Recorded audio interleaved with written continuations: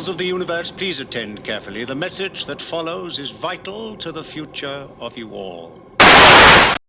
Yes, indeed. Yes, indeed. Vital to the future of you all. Vital to me, vital to you. And it really is, actually. I think I've got some really vital information to impart. I really genuinely do. If my, I say again, because I've just been thinking about this all the time. If my worldview is based in reality, right, then something being trivial and something being significant is not really the normal, is not what one would normally associate with significant and trivial, right? There's a very good movie called Defending Your Life with starring Albert Brooks, and I think it's a relatively close idea, somewhat idea of what happens when you die. I think what the closest thing to what happens when you die, like what the afterlife is like, is this movie called What Dreams May Come, by who's that by? I can't remember. I'll look it up for you. But it's a really genuinely beautiful movie, only marred by Robin Williams, he gives a pretty good performance in it.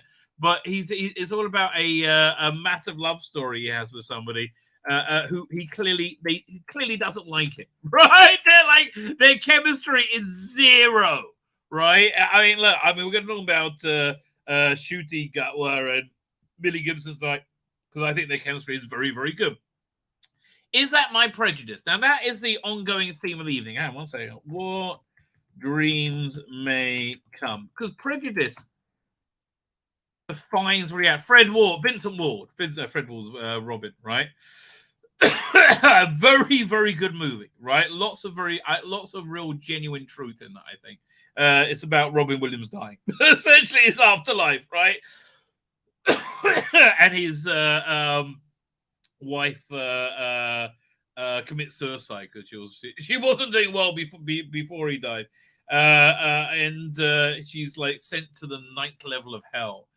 So he goes it's his descent into hell to try and save her, and it's a very emotional, and I would say, what's the word I'm looking for? It's a very strong emotional journey in a very, very beautiful movie, right? It really, really is. But that's really what I think the afterlife is like, where they really deal a lot with you are not your body, right? I thought that was a really great concept. They did it very well. Generally speaking, like, the only problem is that the woman clearly hates Robin Williams, and he's supposed to have gone into hell and back for her, and they just no. Have you ever seen Wild Wild West? The what's the one? The Will Smith one? Will Smith and Kevin Kline, right? Barry Sonnenfeld directed it, right? They clearly hated each other. Well, Kevin Kline clearly hated Will Smith, and Will Smith was like, "Why doesn't everybody love me? What? I'm Will Smith, mate. I'm so nice. You seem very nice to me, man. I've never met you, but I've seen your your persona you put out. I do hear you used to have anyway the biggest trailer in Hollywood. You are known for being somewhat up your own ass, apparently." Which I found, if the guy on the Universal Studios tour, executive tour, which was so worth the money, by the way. Oh my god, I don't know what they charge now, but back then it was like $110 or something. It wasn't like massively expensive, right? As opposed to like $60 or something like that. For that, it wasn't like crazily expensive, but there was like 6 of us, so it was pricey. But it's so much better. You get like you get the park right up at the valet park right up at the entrance, and then you get put in this like swanky like producers waiting room, and you have they have bottles of water for you. So it's all very elegant, right? It's very nice. And then you have your personal tour guide comes and takes you around Universal Studios. You get the front of the line and everything. It's crazy, okay? And it's not that expensive. It was crazy. I love that. See, I'm very much in my element, being treated as a superior. Yeah, that's why I think, probably I am. Go with your intuition, baby. Go with your intuition. That's what I say. Anyway. we're talking about prejudice, right? Prejudice creates reality, and so I'm starting to understand the less prejudice one can have, the more connected to truth they are, right? So I'm thinking about that because take three disparate examples. The two people I very much respect in the arts, anyway, is Alan Moore and Russell T Davies, right? I hold them both in very high esteem, right? I think they are both genuinely, what can I say? I think they both have genuinely strong souls. I think it's a bad translation from the Hebrew, right? But I think they have, and I think basically to be the great artists that they both are, and they are great artists. I'm sorry, it's just the way it is. It's this objectivity, right? This ability to study reality. The more you study reality, the more you can recreate it, right? Which is why they're very good at it, right? So I find myself, Rusty Davis, and Alan Moore have very differing worldviews, right? Very vastly differing worldviews on what creates reality, right? Probably Alan Moore and Rusty Davis closer to me. I don't know. Rusty Alan Moore really agrees with me a bunch of stuff. But the stuff, the thing is this. On basically every core issue, right, of morality, I think, or core theme, or core of morality, I think we would all agree, right? And I think it's because the truth tries to be important to me, right? Tries to be important to me. It seems to be important to both of them as well, right? But might be why I like them. So, I was having this epiphany. How prejudice shapes reality. We had this local situation. I got to think, I think important to impart. There's no way I will ever be able to impart it, right? I don't know how it's essentially it's like this, right? It came out in conversation this week. I left my house, which is very rare, on a Friday night, right? Because somebody had this is what happened, right? We were invited to this thing. It's like adult get-together, like a 12-year-old party, but for 50-year-olds. Okay, that's exactly what it's like. There's cake, there's chairs, you sit around. It's exactly like a 12-year-old party, but for 50-year-olds. Okay, so and it was very pleasant. But I didn't want to go out, right? I didn't go out. I didn't want to get dressed.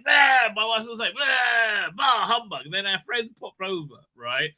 To take us. I was like, no, bollocks. And it rained. I'm like, yes, that's enough rain. We're out, right? And they popped over to walk with us. I'm like, I must be going to go.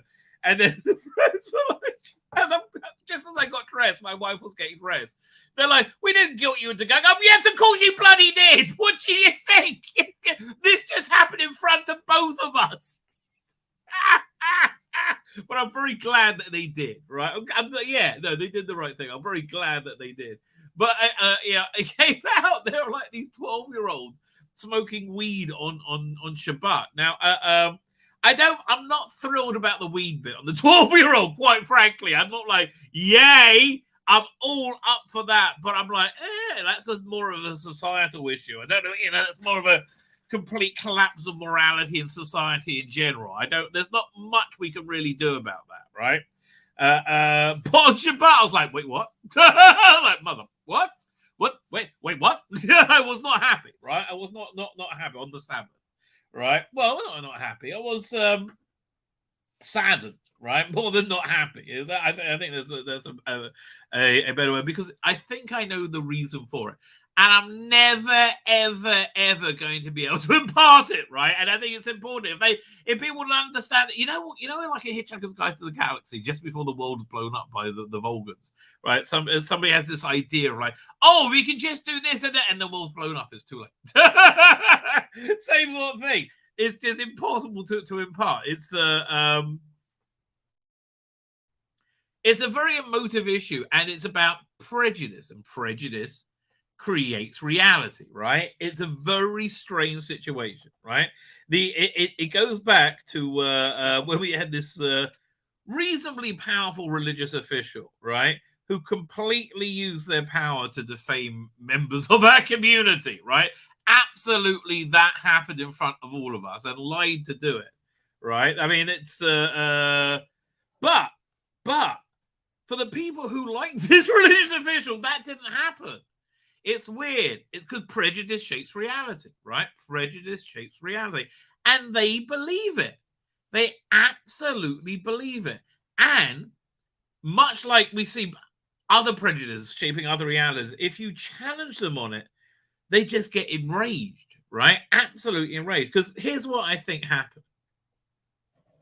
The default solution to move forward, which I don't think was satisfactory, but I have so much insane respect for the person who was, I would say the peacemaker.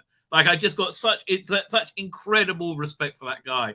Whatever he wants goes by me, right? I mean, and it really is. It's like I really have. It takes a lot to get my respect, and boy, that guy has so got my respect, right?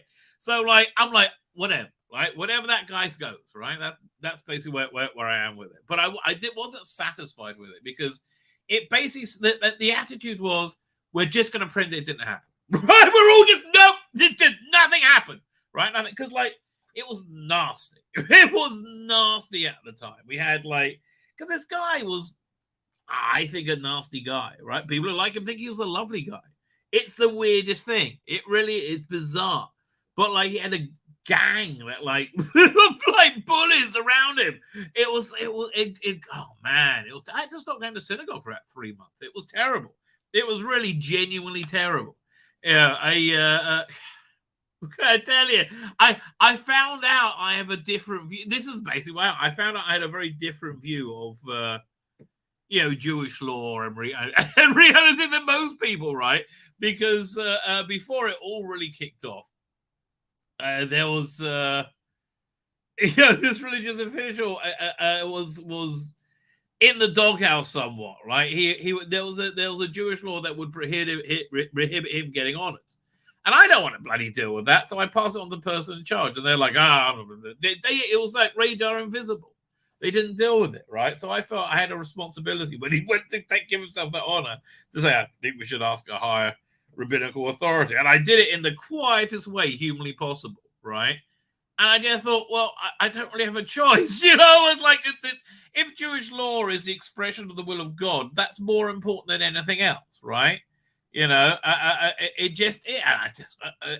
so that made things go insane, absolutely insane. But anyway, the solution was that just pretend it all didn't happen, right? Just pretend it all didn't happen. So the problem with that was, just as the defamation is completely forbidden in Jewish law. It's like eating bacon. It's worse than eating bacon. It's absolutely, completely forbidden. It's awful. It's like the cardinal sin. It's the worst thing ever, right? It's like 2 notches above eating a baby. It's not good, right? It's not good. It's not fun. It's not funny. But by us all pretending it didn't happen, we're like pretending these massive violations of Jewish law didn't happen, right?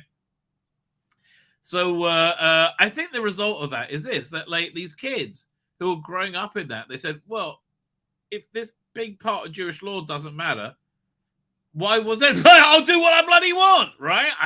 That would seem a sane way, because I really genuinely believe children learn values from the actions of the adults around them. Right, I genuinely believe that. Right,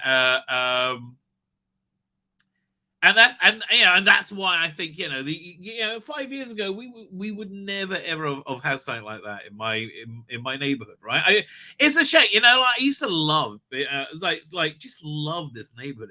It's so sad how it's been decimated. I think because the thing that was special about it was, I think I thought that was an absolute example of what God wants in the world, right? Our synagogue was open to all. Everybody felt welcome there, and everybody went, right? And it didn't matter how religious you were, and everybody accepted one another. It was like, yeah, okay, you do it that way, I do it this way, whatever. It's like, I'm not your judge. I don't care, And I think that's how God wants us to live, right? I really believe that's how God wants us to live. So anyway, so that I think it's important to know why this is, because I think if we address it, however, prejudice creates reality, right? Prejudice absolutely creates reality, because in their reality, that I'm evilly defaming this holy religious official. I'm like, but we've all seen it. I mean, like, it was all there. I don't know what to tell you, mate. I don't know what to tell you. I think you know what I'm telling you. I think I'm just keeping it quiet over here. Right, that's my plan. Nobody watches. I think I'm just keeping it quiet over here. I had to say that out, right? Because I think, man, it's really, the solution is really simple, right? Say sorry. It's like, but then you got to acknowledge it. Well, I don't know what to tell you, mate. I don't know what to tell you. Listen. Truly, it's not my problem, right? My kids are grown. My kids are grown into the people that go. Which reminds me, that just before I came on, I was thinking things through, and I got to have a chat with my daughter that I don't want to have. Right? I got to have a sex chat, right? Which is not the one that you would expect, right? She's having her own independent life now. She's lost a ton of weight, and you get the feeling she's got a lot more opportunity going on, right? She could, but all my kids are very what can I say? Authentic, right? And they're like me, poor bastards, right? They're they don't like being hypocrites, right? They like being honest. So they follow Jewish law, I would say, quite rigorously in terms of one's love life, right? My son's been dating a girl for quite a while. It's his first, serious girlfriend, and I think there's a good chance they can get married. So I'm kind of cool with all that, quite frankly. I wish the rest of them would get close to getting married, quite frankly, right? But here's what I got to communicate to her. See, bloody hell, this is my life, mate. This is my life. This is why I like watching Westworld, right? Because I can think about something else. Oh, this is why I like This is why I like getting into Doctor Who, right? Because I don't have to deal. Right? Because this is real life, and I've got to pay attention. Really? This is important. Really? Okay, fine. So here's basically what I'm going to say. Like, she's grown up. Her life's her own, right? I consider her an adult. I respect her opinions. I respect her decisions. I disagree with some of her outlook. I agree with some of her on something. She's an individual, and I respect her. She has autonomy to do as she chooses, right? I wish somebody I respect when I was young would have said to me that having one sexual partner in your life makes your life a lot better, right? Gives you a lot more pleasure in life, makes your sex better throughout your life, right? It's incredible, but it's true. It's counterintuitive, but it's absolutely true. I got to have this conversation with my bloody daughter. Bloody hell. Like, really? My life's a living hell, mate. Okay? My life's a living hell. But it's true. Like, I wish somebody bloody told me that your life will be so much better. For that, your marriage will be better. Your sex will be better. I mean, like, bottom line, your sex will be better. It's like, I think if two virgins get married and stay together their whole life, they have better sex than anybody else, right? Again, it's counterintuitive, but it's true. Everything about being happy is all the boring stuff from the Bible that they tell you to do, right? That everything like that is the stuff that makes you happy in life. All right, let's put up some eye candy, and I would like to talk about Westworld. And Westworld is an important thing we need to chat about as a person, as a group, I should say, as a person. we are a hive mind after all. Hold on a second. I should have taken care of this before I started. Never mind. I'm loving politics, by the way. Oh, been so good recently, right? It's been so freaking good. The whole Kevin McCarthy thing. Oh, love it. Love it. Oh, we still haven't got to that yet. Oh, we should get to that. Didn't really do a review on that. Okay, that's coming out tomorrow. Still watching that, and this is what we need to talk about. There we go. We go. Doink. Da, da, da, da, indestructible. Indestructible Captain Scarlet. Ba, da, da, da, da, da, da, ba. Yeah, get some eye candy going, baby. Let's get some eye candy going, baby. Doink. Dun, dun, dun, dun. Yes. Yeah, they all look very happy. Okay. Hot and Milfy. What's their names again? Bad Wolf. We'll look at them. You will see their publicity picture, right? And yeah, how much special effects did that take to make? And it's not a diss on you. You're both very attractive women. Don't get me wrong, right? But you are not the women from that picture, okay? Nobody is, okay? We'll look at it soon. But they all look very happy, and they all really are. You know, that's something that's really bleeding through this production. That everybody is very happy and very dedicated and very pushed to make the best thing ever, which is the same thing we had the first time round. That's we may hated it, may be shit, but they are trying to make something awesome, right? I believe they are trying to make something really, really good. We're not going back; we're going forward, and that's really the message of this production, right? Shooting Gatwa is going to be, I think, just a really genuinely, and I hope I'm not wrong, and they'll play this forever, this video, right? I think Shooting Gatwa is really generally going to be an iconic, definitive Doctor, right? And they described him like this, and we're going to be looking at this tonight, right? They described him as doing something you've never seen before in the role, and at the same time being absolutely the role. So what does that mean, right? And I was going through the Doctors, right, through time. So we got William Hartnell, obviously. We've never seen that before, okay? And it's obviously the Doctor. Well, that one's an easy one, right? Patrick Troughton, we've never seen that before. It's a completely new original take. It's not even close or recognizable in any way from the first one, right? It's totally different, right? And again, with John Pertwee, it's absolutely unrecognizable. There's no hint or similarity between the performances of William Hartnell, John Pertwee, and Patrick Troughton. And then comes Tom Baker and does it all over again, right? Does it all over again. And I think somewhat to a lesser extent, Peter Davison and Colin Baker, love them though they do. Right at that point, it's become a pastiche on what the Doctor is. The Doctor's become like a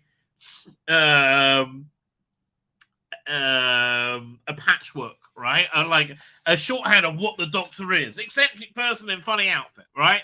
And again, I think they were both good. I think they interpreted the role in good and interesting ways. I think they have very good stories.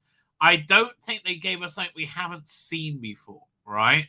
Whereas I think Sylvester McCoy probably did, which is probably why I really love him. And again, with I would say with Paul McGann, that's something we've seen before, right? I feel that just felt so archetypally Doctor, whereas Christopher Eccleston didn't. Whereas also David Tennant, and I think with Matt Smith and with Peter Capaldi, they're moving more into or much more with Peter Capaldi.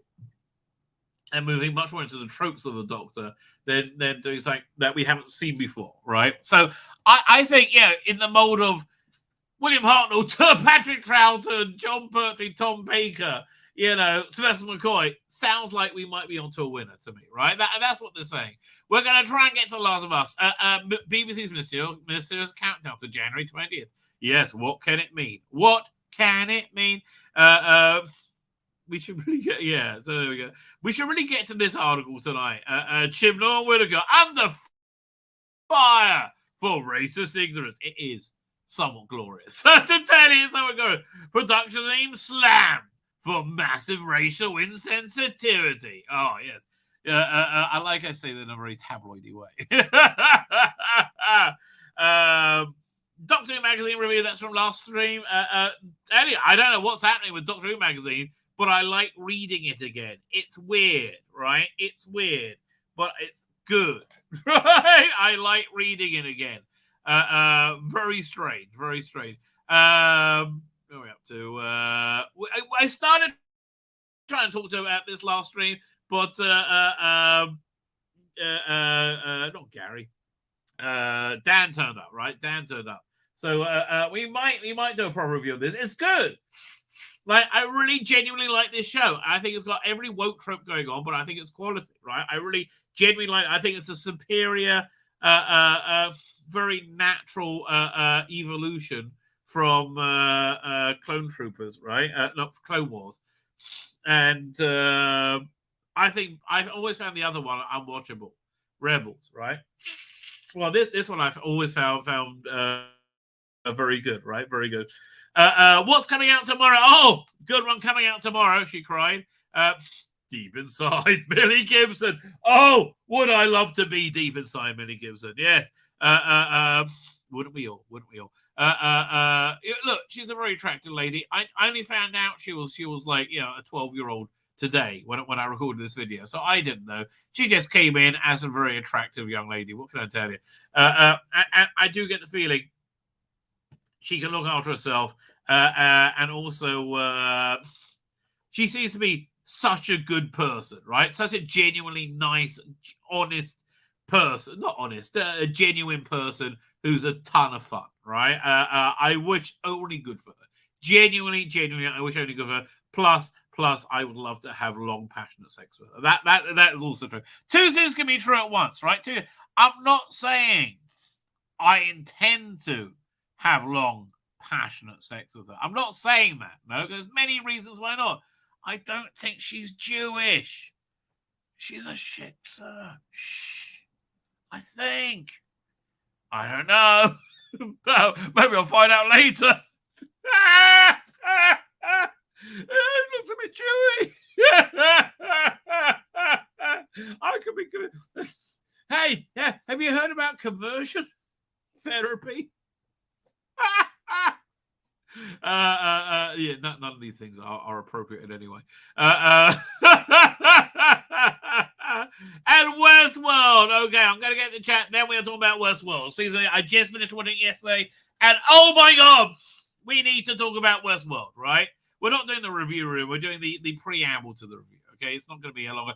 And it's just why you've got to watch Westworld, right?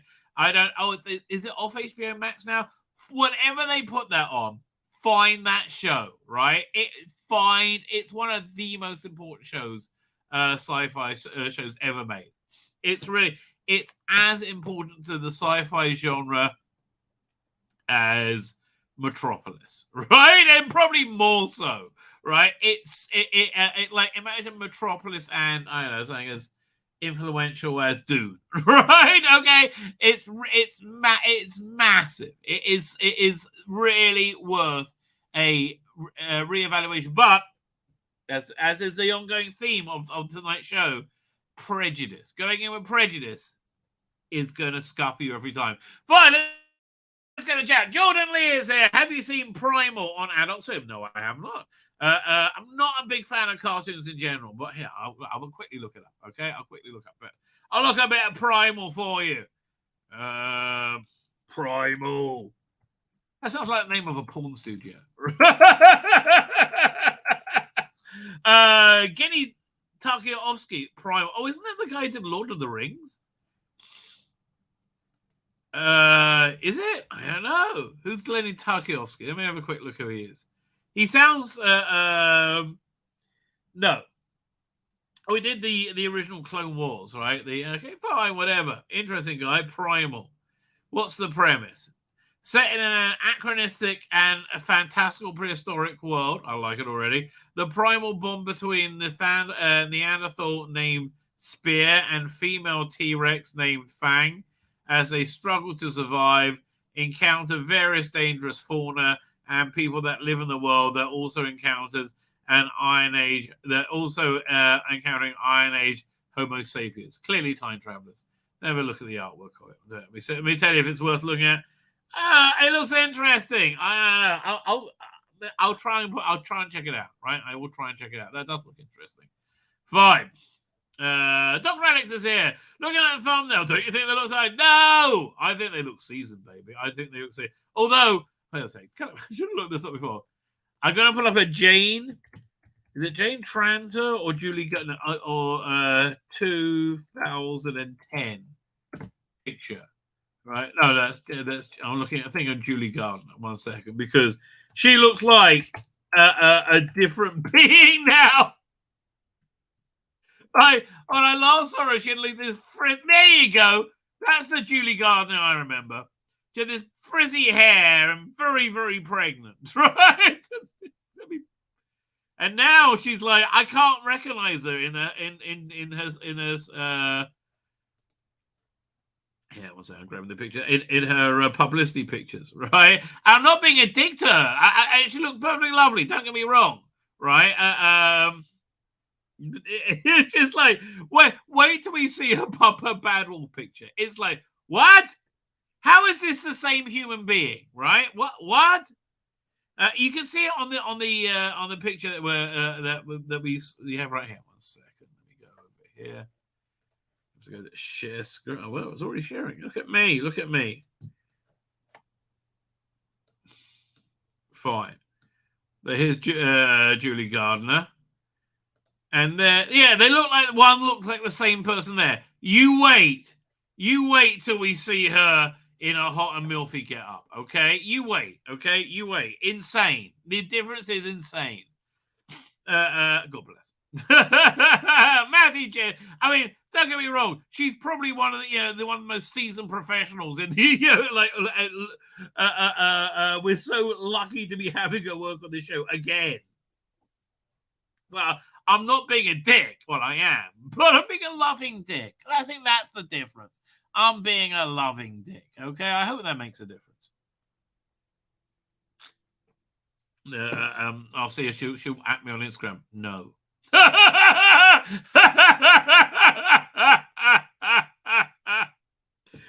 Matthew J is here. Matthew the Solar Engine is here. Dr. Alex is still here. I didn't piss you off here. There you go. Jonathan Cox is here. Darren M is here. Tomorrow, by the way, I might have a later day. It's just every day. Okay, you know what happened today?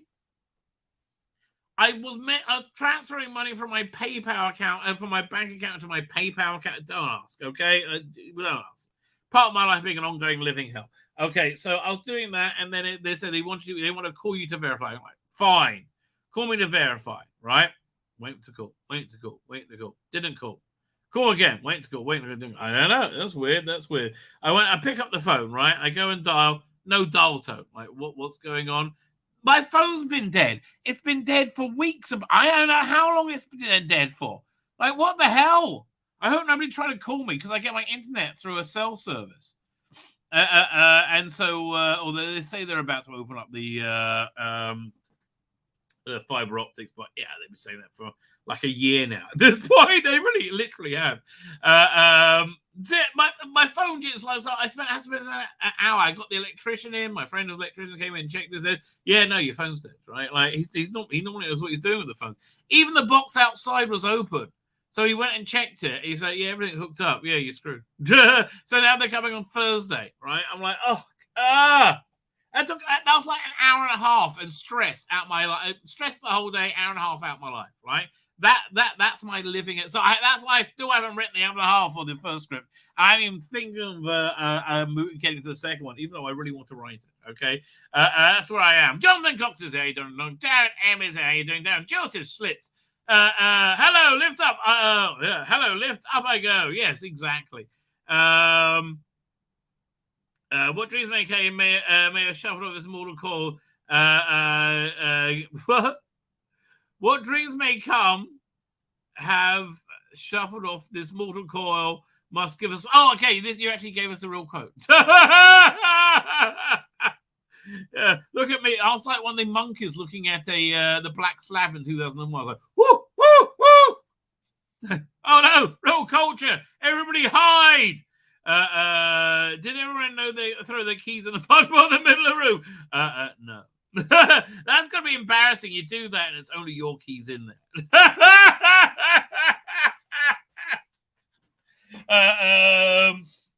We know why they're back together. desperation. No, we're going to read the articles now. I think they are. Well, Russell talks about why he comes back, and it's they kind of begged him, I think, and he thought they needed him. And basically, Julie Gardner, I think, said, we're going to read the article, but Julie Gardner said he thinks he made the decision to come back about a month before he did, right? Because he started talking about what Doctor Who should be doing, right? I think he just he had a bee in his bonnet, and he'd done everything he can do in his career, right? He can do anything he wanted, right? I think he had this really good idea for Doctor Who, this huge idea. Like the BBC told him what they wanted to do, and I think he thought anybody else is going to screw this up, right? They're not going to get anybody to, like, Moffat's not going to do it, and anybody else is going to screw it up, right? So I think he said that's basically what I think his thought process was, right? I think he thought, maybe I can't trust anybody to do it anymore. And I think also he had a good idea. He's got a good idea. I think Shoot is going to be definitive. I really do. I think it's going to be a Tom Baker. Thank God I'm not on. My camera's not on right now because I can always deny I said that. But I do. I think he's going to be definitive. Right. I can't wait till we actually see him moving. Right. I think his performance is all about his movement. Right. Tom Baker's performance was about, his face, his eyes. Also his movement, but I think Shoot is going to be much more fluid. Which is, what I'm hoping for anyway. He's not seen what I said about it then. What are we looking at? What are we like? Oh, now I'm going to go back. I was 20 minutes in. Okay, now I'm going back, seeing what I can find with Dr. Alex. Did everybody throw the... Okay, I said that. I don't know. I'm confused. You're telling grown-up jokes. You make my knickers too tight. Disaster is here. How you doing? Mark the Vicar. Talking about my knickers getting too light. Mark the Vicar's here. How you doing, Mark the Vicar? So it was Colin Patrick. One of mine is a Peter Hanning's book. I do like Peter Hanning. What's it? I gave him one of my cartoons and an offer. Let me go back. Only people we met at the BBC was JNT and oh man, JNT. I love that book. JNT, The Life and Glorious Times of JNT. Okay, third one is Lights Primal. He likes that. Cabinets from the same guy did Samurai Jack and did the original Clone Wars before that. Before he came a CGI gimp. So he's drooling a lot tonight. Well, it's I am getting excited. I do have several pictures of Millie out in front of me. It's just it's what I need to grease my engine, baby. Fine. I think I'm caught up with the chat. Right. Let's have a quick talk about Westworld season 3, which is extraordinarily good, right? But here's the thing with Westworld, right? I was looking through seeing if there's anybody else talking about it, and there's not. I really want to hear Red Letter Media talk about it. I want somebody really smart and knows about movies to take it apart, right? It's so clever. It's so detailed. It's so layered and so well put together. But here's the thing. At the time it came out, the culture war had really just kicked off, and it was loud. And it was big, and they'd taken a lot of ground quickly, right? We were on the back foot, right? Now things are turning around. There's good things happening, I think, right? But we were, and we'd lost a lot of ground very, very quickly. And we screamed and nobody listened, right? And the first season was very good. It was universally acclaimed. We all liked it. Then the second season, I, like everybody else, right? Watching and went, what is this woke shit? Why are they shoving this down my throat? Like, what? It wasn't like this last season. And then when the third season came around, I was like, oh, this is interesting. It's different. It seems to have redeemed itself a bit. I didn't really pay that much attention to it. I watched it, but I watched the recap before season 4. I watched season 4. I thought season 4 was extraordinary, right? I thought that was very, very, because that time I paid attention. So then I went back and watched season 1 again, and it's the third time I saw it. It's the I saw it the first time, and then when I found out the time travel, not travel, the trick with the two timelines they did in the in the storytelling, right?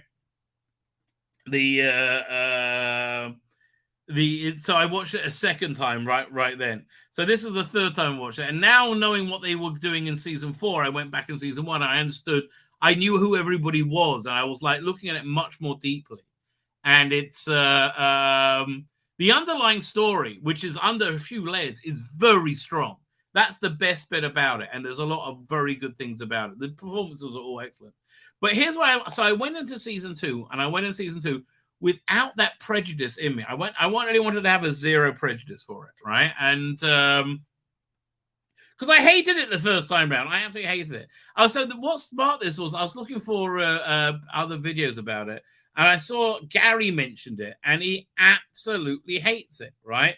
He can't, like Gary Nerdrodi, can't stand it. So I got to email him and see if he'll come on the channel and hear why I love it so much. Because here's the thing. I think it was a victim of our own prejudice of our time. Because season 1 and season 2, they exist together, right? They're intrinsically woven together. And Dolores' story was always the core of it, right? They're throwing up a lot of elements, but Dolores' story was always the core because she was the first one that the first robot, right? Played by Jennifer Jason Leigh. She was the first robot that became that was created that worked, and eventually became sentient many times over. And they always kept dumping her memory every time she did that, right?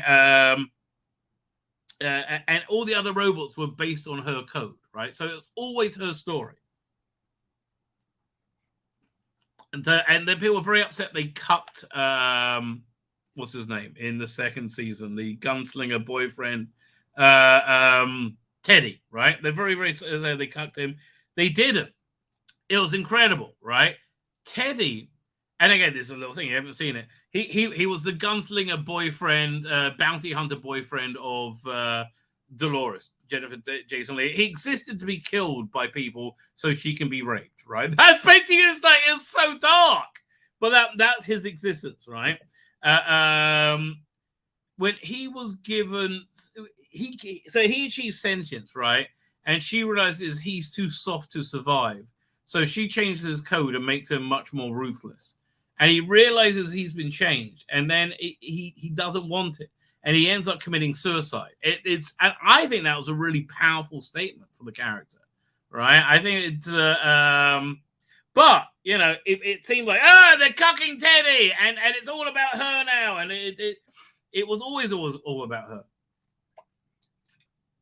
Anyway, season 1 and season 2, they exist as one unit, right? And it could have ended on season 2. It couldn't really end on season 1.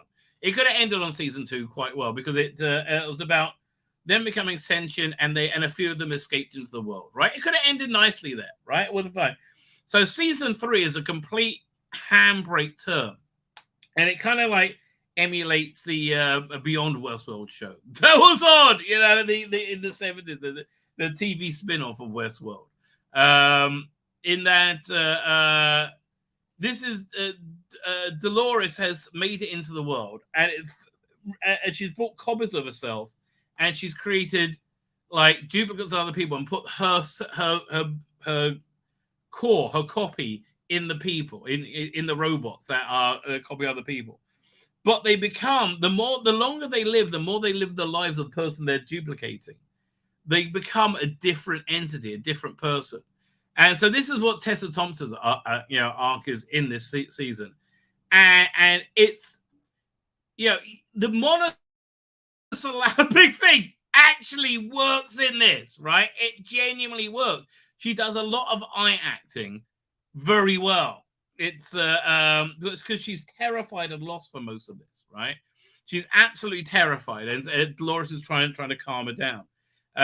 So she eventually becomes like the major villain of the piece, and it's about her becoming out of the season. But this is essentially Dolores going to war with the systems that control humanity. There's essentially they talk about exactly what's happening now.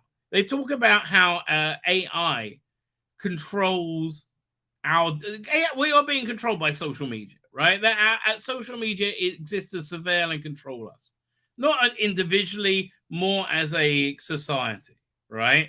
So they imagine that 100 years from now, it's a little bit more advanced, right? It's not just it's intentionally controlling, testing our lives, right? So this is Dolores, who's achieved sentience and her own vision, going to war against this thing called Rehovan, this AI that controls all, right? Although we don't know it's an AI that controls all, it seems to be the master of the AI has other forces they're pitting against Dolores. The main one of those being is Tandy Newton, Maeve, who was the other AI to achieve consciousness. She died at the end of last season. They brought her back. They bought a copy of her back, and they put her in a body, and they want her to work as an agent for them, which is really, and she's fantastic. You know, they talk a lot of nonsense about being a black female Bond because it won't be the same character. If you want to have a black female kick-ass secret agent, Tandy Newton is awesome in this, right? Absolutely awesome. So most of the time, we have Dolores teamed up with Aaron Paul in this, who she's basically breaking out of his loop, breaking out of his cycle, and they and then it transfers over to Maeve at the end. But there's this the ending is Maeve's last speech in this. She has this dialogue when she was the madam of the brothel in Westworld. When he said, I came to a new world. I said to her, I can be whatever the fuck I want to be, right? So at the end, the world's in chaos and flame, right? Chaos, and it's wonderful. And she says that line to Aaron Paul as she's looking and says, he said, this is a new world, and in a new world, you can be whatever the fuck you want to be, right? And you know that character so well. It's so exquisitely written. It really is. But what it's doing really at its essence is talking about what free will is and how thought creates consciousness, right? But for me, that's fascinating. That's absolutely fascinating. And I think they do it very, very well. So this takes, again, massive Handbrake turn. I'm going to do a much more in-depth review. I'll probably use this as the introduction for it, right? I'm going to do a much more in-depth review where I'm going to go through episode by episode, because the thing about this thing is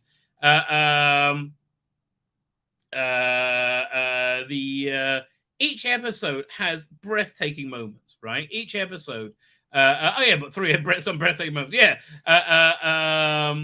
Each episode does really interesting things. There's an episode where Aaron Paul's character is spiked by a drug called genre, where he sees the world in a different genre, so different background music, different lighting. Thought creates consciousness. That's their thought and introspection, I think. That's basically what the first two seasons are, right? But and they really do like real Handbrake turn stuff. Like this, it's very frustrating when you're watching it the first time because you just want to get on with the plot. Oh, it's gonna happen, right? And then season 2, they do this like weird little story for an episode talking about a background character that's injured. It was brilliant. When you're watching it the second or third time, it's brilliant. First time, you're like, well, shit. But it is this is like you could really genuinely savor. Look, for me, they were going to do 5 seasons. I hope somebody picks it up wherever it lands. But each season, this season ends, it felt complete to me. Right, the next seasons will probably also feel the season 4 also felt complete to me at the end. I mean, I wish I could see what they were going to do for season 5, but each season apart from season 1, feels complete for me. Right, so real strong recommend. It is so good, man. It is so good. It's really, really strong. So let's see if we can find this video. Do I have this over here? Oh! This is funny. This is funny. So remember Legend of the Sea Devils, right? Let me throw the thumb up again. Where is it?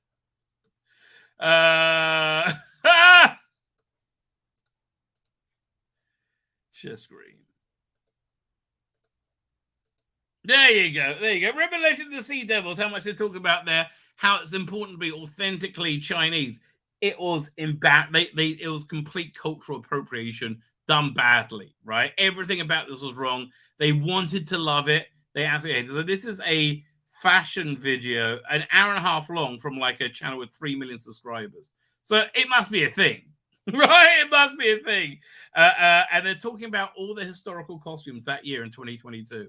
And they come to Legend of the Sea Devils. Let's hear what they got to say. Doctor Who special this year, Doctor Who, The Legend of the Sea Devils, which took us to 1805 China with an additional appearance by a character who's time traveling from 1533 China.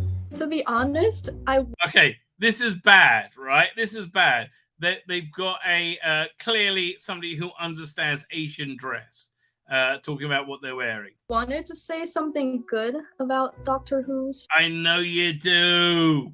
I know you, but unfortunately, Chibnall and Whittaker make it shit, right? I know you did. I know you did. I know you did. It's so cute. But Chibnall and Whittaker make it shit. Oh, that was really good. Chinese costume design, but I really couldn't. None of the costumes was vaguely representing the supposed era, and some men's costume was using vague women's clothing. Oh, but that's fine. All right, that's just totally cool. Because you don't want to be closed off. Like the big shoulder piece on one of the guys that could possibly be adapted from what's called Yunjian from like Ming Dynasty. And some of the villagers from the 19th century scenes were wearing what's considered a 1940s like casual wear. And so basically, they just wrote in the script Chin Chon Chinaman, right? They did no research whatsoever. I'm not sure where that came from either. Like, I even tried to ask. It came from them not giving a shit. They're like, hey, we got your Chinese in it now. We're cool. We'll stop Asian hate. I mean, look, admittedly, we cause the Asian hate. But stop the Asian hate. Not that we really care about it, right? Again, we did cause the Asian hate. That was us. But stop the Asian hate. But we don't really care. My friend, which like period you think the costume could vaguely be set in and nobody could say anything. But to be fair, like a lot of the Chinese historical costume researches and those information are written in Chinese. So it is kind of understandable for an English team to like not get it completely right. But maybe, I don't know, if you're doing a Chinese-based episode, have somebody, and you want it to be authentic in some way, have somebody who can read Chinese for you. That's not really an excuse. On the other hand, they probably could have hired a person with such knowledge. Oh, and really? I guess I feel a little bit frustrated and even offended by the show.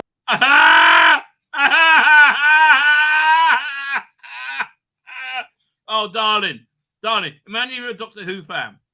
Okay, imagine if you're a Doctor Who fan. Then you know what frustrated and offended feels like. Because like I still see Orientalism in the costume design, and as a Chinese, because they're racist. They are racist.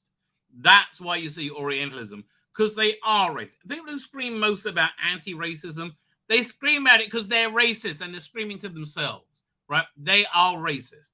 Chinese person, I love seeing like my culture being represented in like mainstream shows like this one, but I would also love for them to like show a bit more respect and research and try to do it at least somewhat right.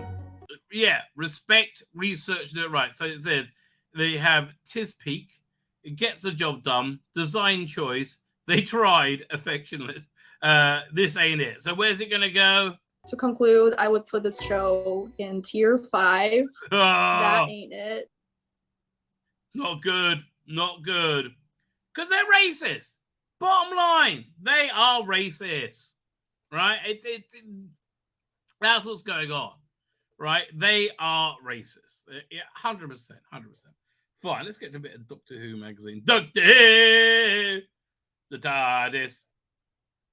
Oh, should we do a bit of Paula there? We'll do Doctor Who magazine. Okay, there we go. Doink. Adobe Acrobat. I had to update all my Adobe suite to 2023 stuff now. I tell you, my new computer, freaking awesome. Oh, if you're thinking about getting a Mac, now's a good time. Their new M1, M2, M3, whatever their chip is. Freaking awesome, right? Really, really love it. It does great. Also liking Doctor Who magazine. It's actually very, very good. So the trouble with Doctor Who magazine now, there's too many things they want to put on the cover. There is a big announcement coming, by the way. January 20th. They started counting down. The other day they posted a 14 that had David Tennant. Then they posted 13 that had Jodie Whittaker. Then next day they posted 12 and it was Capaldi, right? So they're counting. So John, he's on Graham Norton on Friday the 20th. So clearly something's coming then, right? We're probably going to see Shooty or something for the first time then. I'll probably do a live stream on Saturday night, right, to cover it. That's probably my goal. All right, so they got that going on. So they had Millie Gibson. They want to govern. Good interview she gives, by the way. Where is it? I go over that tomorrow. But she gives a very good interview. I think interviewed by Paul Kirkley. So that, but then he also had Shooting costume. I'm surprised they didn't have that on the cover. And then, I'm surprised they didn't have this. This thing. Well, we'll go to it once. What page is it on?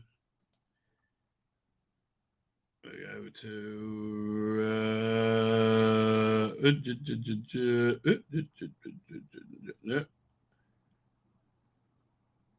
Oh, yeah. Basically, this picture, right? This is a very good picture, by the way.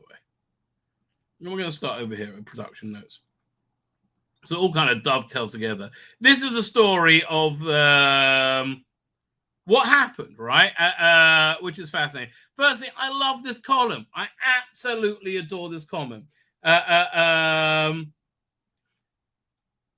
was that? What's the talk I said? Wait a minute, it makes sense. It was all planned. They all were all created this celestial toy maker and fancy dress all along.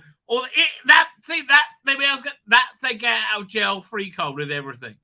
Like none of this was real, right? None of this was real, which is what I think. Wait and see, right? Wait and see what we got to read a little bit between the lines. But Russell T Davies he just burst with enthusiasm and like wanting to talk, right? He must be an awesome dinner guest, right? Hello, faithful reader. Where were we? Before Christmas interrupted. Yes, I was telling you how this magazine itself brought about the new era of Doctor Who. Turns out it did, right? It's I genuinely think it was a factor. I think the watch-alongs were so insanely important, right? I think the watch-alongs really genuinely made a huge difference. Hang on a second, just take my jacket off. Yeah. I think I really we're gonna read about it right now. Now I lost the window. One second, where am I? 1 second. To recap, Emily Cook got me, David Tennant, and Catherine Tate to join in with a tweet along. Thank you, Emily Cook. All right, you deserve applause. It's just for that, right? And also, the watch-alongs were fantastic, right? Sorry about Paul Cornell, but the watch-alongs were fantastic. To join the tweet-along during lockdown, it was such a good idea, right? Yeah, and this is why it's important to have young people around, because young people think in new ways, right? She's native to Twitter, right? She's native to that technology. I wouldn't be able to come up with a tweet along, right? I'm too old, but I think it was brilliant. I think it's absolutely fantastic. And that's why you always have to have young people around. And I think that's what Russell's really going for. I think that really invigorated him, like re-energized him in It's a Sin. just having this wonderful cast of like talented young people. Hang on 1 second. What's that coming in? Voice messages. Can't listen to it. Text. I would have read. Anyway. So they're doing the 3 longs. Hey, let's make some new episodes. We said half jokingly. So I emailed the BBC, and now our story resumes. Okay, so that's basically what happened, right? So early 2021, time passes. So wait, when did It's a Sin come out? Right, because all the publicity around that is when he was starting to about doing Doctor Who again, right? 1 second, let's look this up.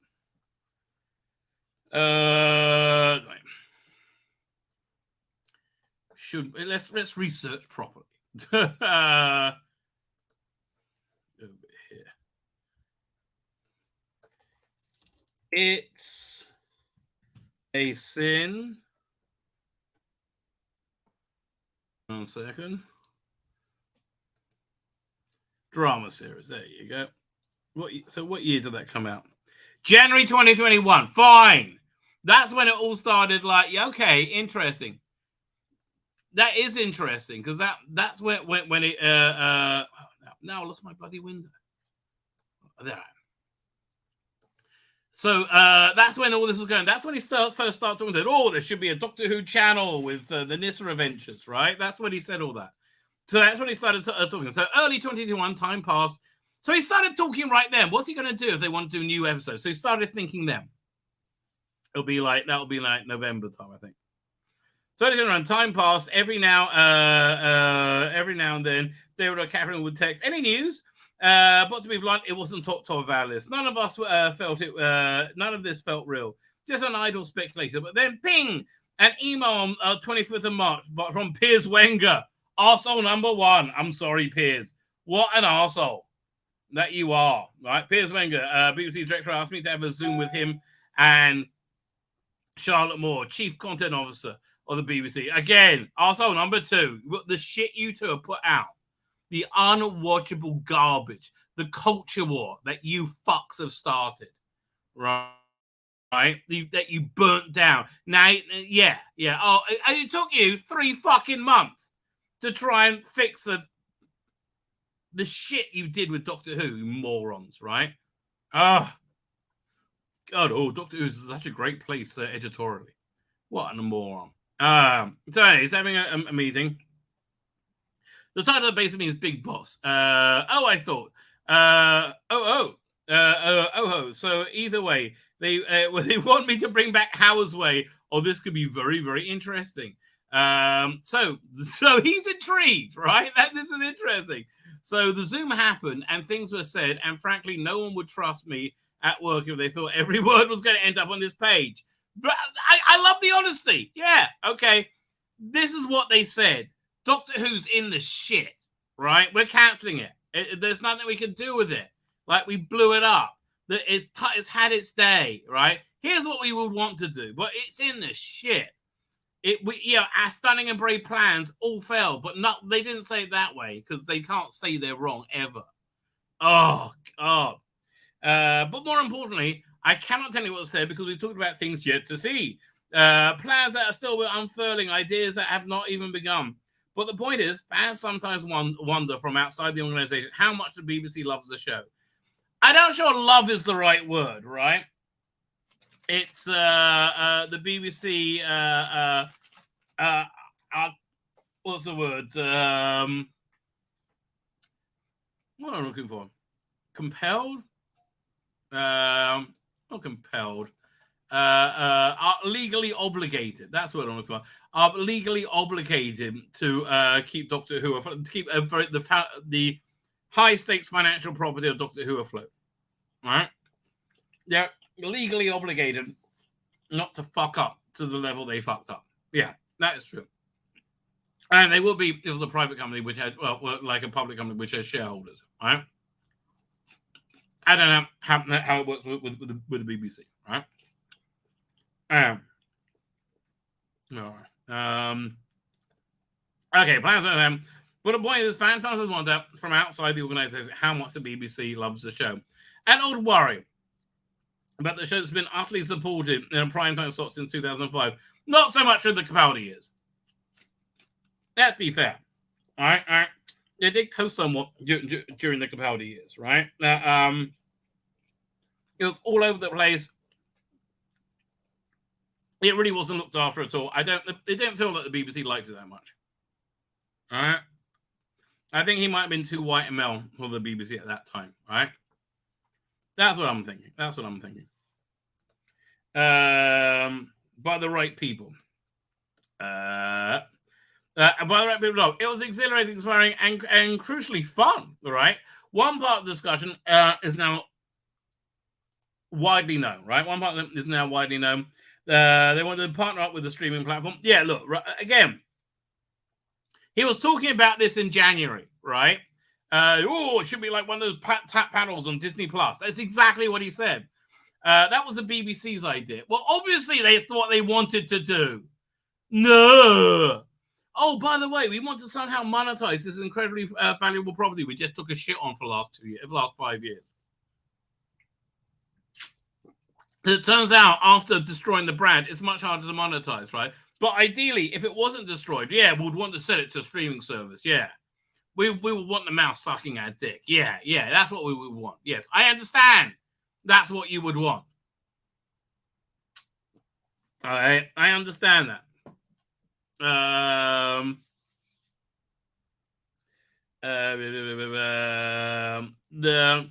plan to partner up with the streaming platform, that was the BBC's idea, and how hugely they've been thinking about Doctor Who. Yeah, obviously, all the way back, I completely agree without a second doubt. There's no way they could they have the ability to sell this. Like, maybe they do, but I mean, like, they don't have the talent. Look at them. They're morons. Look at the output of the BBC for the last 5 years. It's shit. So much so, with the defund the BBC always trends. Oh, nobody's against it now. I mean, like, really? The lefty lovers who are paid by it, right? That's the only people. One thing was immediately, they don't ask me just to do a romp for the anniversary. They meant running the show again. What? But that would be crazy. Don't be stupid. I'd written It's a Sin. I had a career that meant I could go anywhere and do anything. Oh, yes, all right, yes. So, yeah, he wanted to do it. Right? It's lovely, right? Yes, seriously, I had to think about it.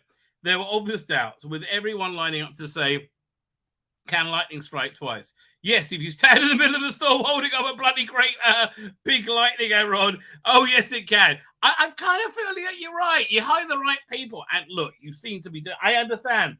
You know, I said in my last couple of streams, they clearly wanted a non-white, good-looking younger guy, right? They clearly, obviously, that's what they wanted, right? But I reckon they got a good one, right? Yeah, like of their criteria, right? I think she was going to be awesome. I think it was going to go to, was it Sadie El Fiad? But in truth, as I considered, and you'll find how Bad Wolf came aboard. And here we are now. Where was it? It looks like we missed. Oh, yeah, I thought it was that. I considered this show's future in a brand new TV environment with a mighty quest ahead, and I thought, I'm needed. You're right, Russell. You are absolutely right. You are needed, right? I don't know anybody else who could really do that. I mean, Moffat maybe, right? I don't know. Who else is out there who could really do something like this? That's been successful. I don't know. I really don't know. It's what really? I mean, Dave Filoni maybe, but again, they've done a lot of shit as well, right? But yeah, you are needed. I think it's like you're a person with this unique skill set that also you're the fashionable identity as well. You're everything, right? You're absolutely everything for them. I think you're needed, right? You're the perfect combination of people, right? Yep. There are times in life when you have to put modesty, insecurity, and doubt aside and know what you're capable of. Oh, Russell! Yes! right? Yes, I love it that you were at your point. You weren't in the point in your career to do this in 2005. All right. Right. It's yeah. I don't think he was in his career point in his career in 2005. But yeah. But not on your own. I needed a team. I needed help. I needed the absolute best, and dovetailing beautifully. Like we designed it, it turned to page 28 of this issue. That's what we're going to do. And you'll find out how Badwell came aboard. And here we are now, and that's skipping over 5,000 problems and rehearsals and victories, all of which you can chisel into anecdotes over the years to come. But hey, yeah, do you know the first thing on my list on demands? An office on my own. It's so weird. This is so weird. How do you work without an office? In my first years as showrunner, I never had an office. That was quite balmy looking back. I don't understand, right? I go to meetings in other people's offices. If they were busy, I'd perch in the corner and wait. I'd linger in corridors. I'd hover in stairwells. Now the perch, linger, and hover are no more. I have an office at last, and here I am. With episode 2 in front of me. It contains the words Liverpool, Legions, and non-diegetic.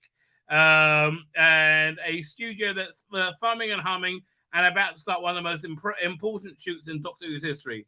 So well done, Emily. Thank you. Let's go! Yeah, wonderful. It's a wonderful piece, right?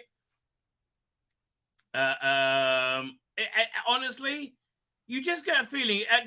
Millie Gibson says this about this. Like, she got the call for the interview on her last day of Corrie, right? Last day filming Corrie. So she said it felt like fate, right? It does to me as well. It feels like all the pieces that are just like fit together. Speaking of pieces fit together, bit of Millie Gibson, darling. There you go. Right, here, 1 second. Let's just start with this for a second. I told you about Hot and Milfy. What the hell?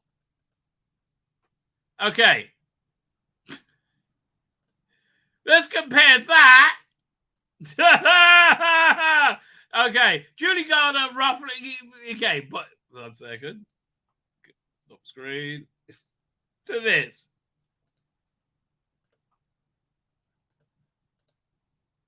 Really? Really, really?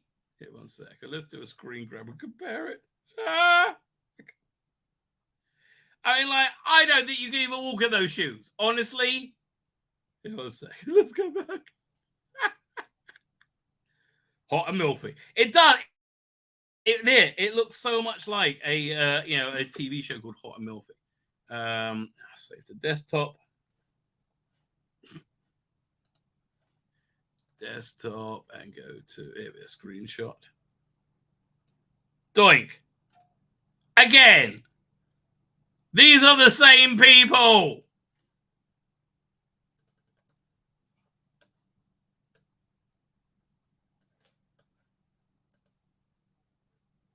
I mean, vaguely, but come on. I don't know. I don't think you can walk in those shoes. All right? I don't think you can walk in those shoes. They're crazy. Look at them. No human being. And that's not a diss. No human being can. And oh my God. Why would I like... It looks like those jeans were sprayed on. It looks agony, right? You don't look comfortable. You look much happier here, right? I feel much better about you over here. Like you genuinely look like a happy person here. Here you look like you're squeezed into hell. I mean, you look fantastic, don't be wrong, but like that's a much happier Julie Gardner. And I like people being happy. 1 second. Hot and Milfy. 9 o'clock, 8 Central. Written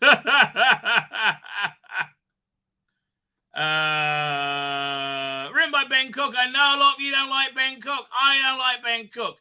Unfortunately, he writes the stuff that we like, and I want to read this, right? I'm not boycotting it for Ben Cook. I'm sorry. It'll make him feel too good about himself. He was like, oh yeah. I feel good about me. It began in the summer of 2003. What was it? They were talking about the Beeb, Doctor Who, and Disney, Tennant and Tate Gatwa, and a classic film from 68. Did they confirm? Because I didn't finish reading this yet. Did they confirm the Celestial Toymaker? That'll be good. That would be good. It began in the summer of 2000. At the summer of 2003 ended. Back then, Jane Tranter was the controller of BBC drama commissioning. There are so many jobs and different titles I do not understand. All right. One second. That September, Lorraine Hegarty, the controller of BBC One, officially commissioned Russell T Davies, a sought-after writer, fresh off a string of hits, and Julie Gardner, BBC Wales' new head of drama, to revive our very favorite show. And they did a fantastic job, right? In January 2004, Phil Collinson came on board to produce. And again, I just really liked how happy they all were together, right? And it really, that did exude through the production. I'm not just saying it now as it's coming back. If you watch during the watch-alongs, right? Like I when I did the watch-alongs with them, it was so happy. It was a very happy time. And boy, wouldn't it be great in this sea of misery that somehow by November we're in a happy time? That would be awesome, right? That would be super awesome, right?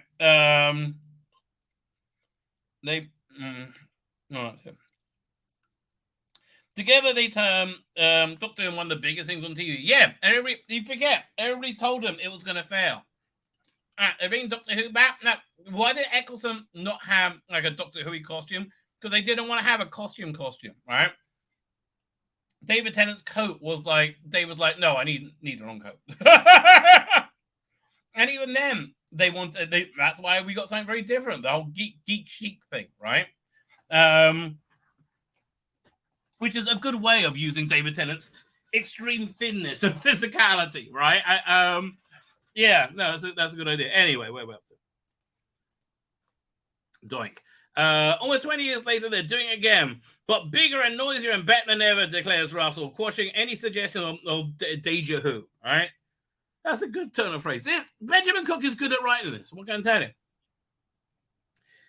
We're not here to produce a Dalek invasion of Earth, he says, laughing. Then a pause. We will do one day because I love that. Me too. I'm in the middle of watching it. I've got 2 more episodes to go. But none of us wants to repeat stuff. That's the interesting thing, right?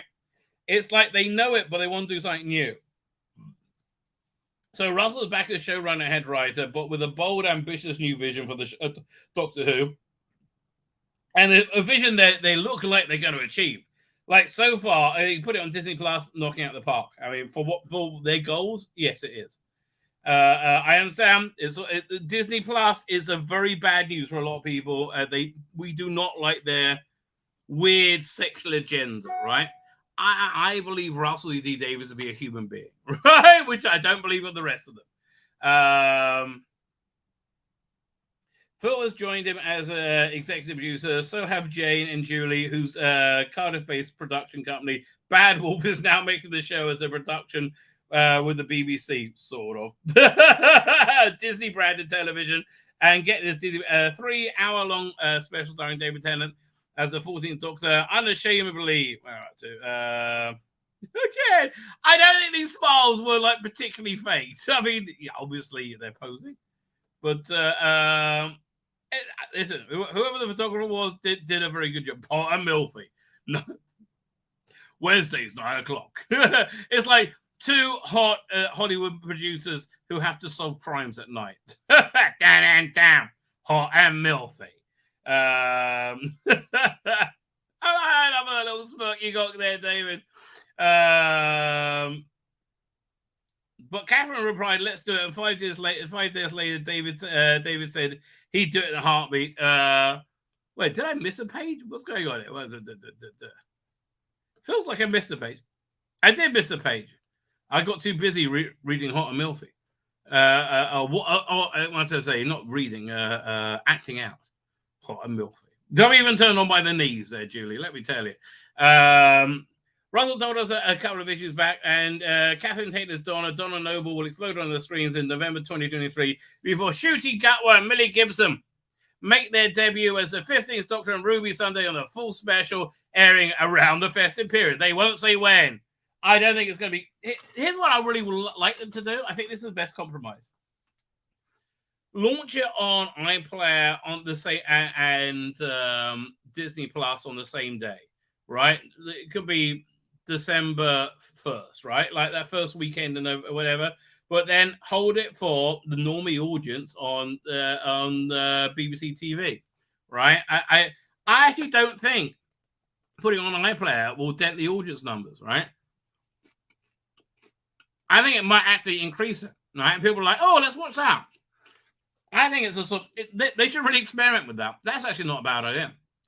I wonder if they'll do that. Now, will I remember to go back and find this video when I'm inevitably proved right? Probably not.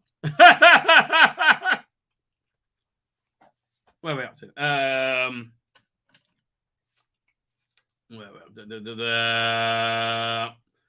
But that's the best part. That's the best part of the year when this Doctor Who magazine, first of 2023. So we wanted to do something special. Again, I think there's an announcement on the 20th, 12 days away. Back we go. So okay, blah blah blah. They're putting together a meeting. We'll do it a little bit. All four of us, you've landed the big one. Says Russell, zooming in from his home in Manchester. And I'm first here, so I win more quotes than anybody else. There's Jade. Hello.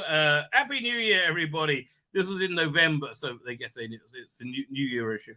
Phil is next. Hello. This is nice. Sitting at his desk in Wolf Studios in Cardiff. We went for Julie. He and Russell talk shop. They've had notes from the Disney execs on the newest edit of especially. Was it Julie Gardner? Is it Julie or Jane Tranter, I should say. Is it Jane Tranter or Julie Gardner? Whoever it is, having one person out there in Hollywood, I think it's Julie Gardner. Really, I think really sealed the Disney deal, right? I think that was very important. So and also okay. Has anybody worked this out yet? Also, says Phil, the S S shot is so much better for leaping off the ground. Okay, I have no idea what that could be. So they're basically talking about work, right? Look at Julie Gardner. Hiya, darling. Julie has joined us from home in Santa Monica, but she's frowning that that's not very Californian. I'm disappointed, she says. I feel that we should all be wearing party hats for this because this is a New Year issue. Next year we'll do better, promises Jane. Julie has to leave early today. I know, I'm sorry. So I have to get to a broadcaster call at 6. Okay, so she's only there for half an hour. So never mind paper. Let's dive straight in. In issue 584, Russell told us that Catherine Tate tested, talking about how it happened. God, let's do some more. Doctor and Donna. He didn't really mean it, though, did he? Jane, he definitely meant it. Russell, you think so? That's interesting. I do like that banter. But Catherine Tate replied, let's do it. And 5 days later, David said he would do it in a heartbeat. Who do we need to speak to? Come together. Let's get the old band back together again. Yeah, Russ says, and now look, the band is back together again. When did the rest of you get an inkling? So this I found really interesting, right? So Jane Tranter says, I knew before that. Russell, do you remember you gave a really good speech to the BBC's Rider Room Wells Festival on December 9th, 2019? I actually do remember that, right? I covered that, as I recall, about a week or so later. Right, I do remember that, and we chatted backstage before you went on, and you started on about Doctor Who in a different way. I don't think you like what was happening, Russell. That was the rumor going on. I don't think you like what was happening. So it must have been, Flux just happened, and I don't think you were happy. Right? Why would you do it like this and this and this? And you were talking, and it was like you were laying out your vision, and I thought, Izzy, you never said you were, but I always remember that moment. I thought Russell T Davies might do Doctor Who again. I didn't know how, I didn't know when, but but that's when I knew. Ooh, interesting. I think other people knew before I did. Yeah, you know. Once you knew, who did you tell first? Julie, I must have told you, says Russell, as the conversations with the BBC writer room was starting. So Julie says, I remember Russell calling me and doing a what do you think? And I had a very mixed response. My first response was, joy, hooray! Oh my God, this is bad! Hooray! Yes, yes, yes! Again, exactly what Russell said, right? I mean, obviously, maybe a quote of a coordinator. But then I remember, I vividly remember saying, but are you sure about going back? Because Doctor Who had meant so much to us. Yeah, I think that's very important as well. I think it really, really did mean a lot to them, right? I think it was a really wonderful time in their lives, right? I think it was something that was, it was special, right? Yeah. Because Doctor Who had meant so much to us, you know. Outside of work, it had it meant so much to us outside of work. It was more, do you want to go back emotionally? That was the thing, right? Yeah, I do hear that. And Russell had the best response about cutting straight through the nonsense. And he said, I'm not going back. I wouldn't be interested in going back. I'm going forward. Yes, that is such a watchword for this new era, which is why I'm really excited, right? See, I really don't think the Chibnall. I think the Chibnall era really wanted to go forward, right? I think it wanted to be the wave of the future. I just don't think it you know, you need to be able to learn your craft before you can do things, and I don't think Chibnall ever did. I don't think Whittaker ever did, quite frankly. So yeah, this is a great little story. So I'm going forward. We're not simply going to do Doctor Who every year in the same way. It's a much bigger proposition. However, the best reaction was Phil's. Julie says, did you cry? Only because I was behind the curve, really. Russell kept it completely quiet from me. Then I went round to the house, he gave me a cup of tea, and I sat at the kitchen table. I just so imagined doing that. They live their lives like it's bread. Right, I'm going back to Doctor Who. I'm going to make it with Jane and Julie, and we're going to make it bigger than ever. And before he finished up, I leapt up. I really believe this. This is lovely. Again, it's really lovely. I leapt up. I backed out of the room into the hallway and fell to my knees. It doesn't sound like a made-up anecdote, right? This sounds real to me. OMG. Oh my God, says Jane. He was on his knees in my hall, says Russell. Phil says, for the first time, I have to say, it was like the ground shifted under me. I couldn't believe it. It was just the best news I ever heard. Honestly, it was like, could you imagine? Like, you live this shit of your life. You're in there every day. You know, and then he said, would you like to do something incredible? Something like you did before and you loved? Would you just love to go back and do something incredible and move forward again? Man, I would feel the same way. I would feel the same way. Honestly, I was thinking about it as a fan because you know how much I love the show. Whittaker killed them, right? Whittaker killed them. I think that was a factor. And again, if you like Jodie Whittaker, I love you. Fine, it's good, but it was terrible. Like, just the writing was objectively bad, as were the performances. I'm sorry that you liked her. It's like, I'm happy that you liked her. Good for you. Right? But it just wasn't very good. Honestly, I was thinking about it as a fan because you know how much I love the show. I was thinking what amazing, wonderful news it was for the show that I love. Yes, it is. How innocent you were then, right? We're going to talk about. They just talk about how they got the name Bad Wolf over there. Julie, hooray! Oh, where are we up to? In September 2021, the BBC announced Russell will be making his explosive return. Was it 2 days before? It was a bit like a day or so before that Chibnall found out, right? And they just did the whole Comic-Con, right? The Comic-Con at home thing, that was crap. Like, they literally just did it, didn't mention anything. There was no news, nothing was interesting. And the week later, they announced this. No, I think the week later, they announced Chibnall was leaving. And it was like the 3 weeks later, they announced, or 2 weeks later, they announced this. Right? And revealed Bad Wolf will be joining and partnering with the BBC studio to produce. DWM had visited Bad Wolf's facility in Cardiff, Wolf Studios, a few times in 2022. Hooray! The things you've seen. Yeah, look, again, what can you do? What can you do? It's what's his name? It's Ben Cook, you know. For a man who doesn't have anything in his life, he's got to feel good about himself some way. So, you know, he loves his special access. The first thing that hits you is the size of it. Or I tell you, many people have said that to me, you know. It's so small. Wolf Studios is 125 feet of studio space across 5 sound stages.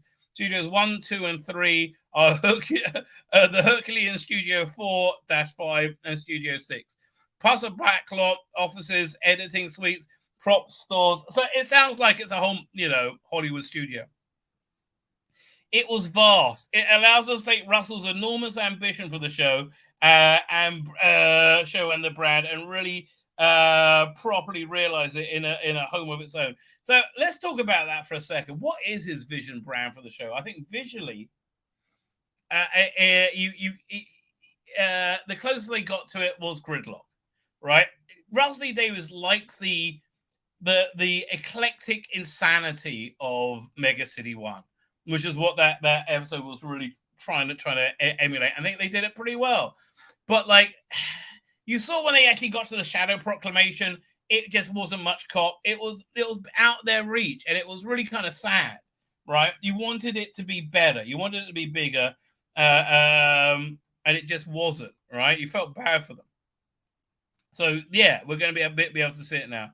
Can I just say, from the man from Disney Plus walked in and went, "Oh my God, he was properly gobsmacked by it."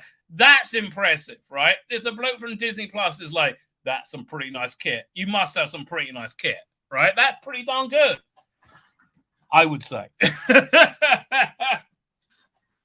One second. Doink. Where are we at? Wolf Studios is our baby, and Jane says we're very proud of it. It has the scale and everything. You know, the ceiling height of the studio we built in the new TARDIS set is higher than the Pipe was 007 stage. That's huge, right? But also part of our whole mantra is to open the doors and serve the community. So there's a classroom we give school kids. That's incredible. We give tours to school kids. That's incredible. Right? I think the ethos of the production is creating the next generations, right?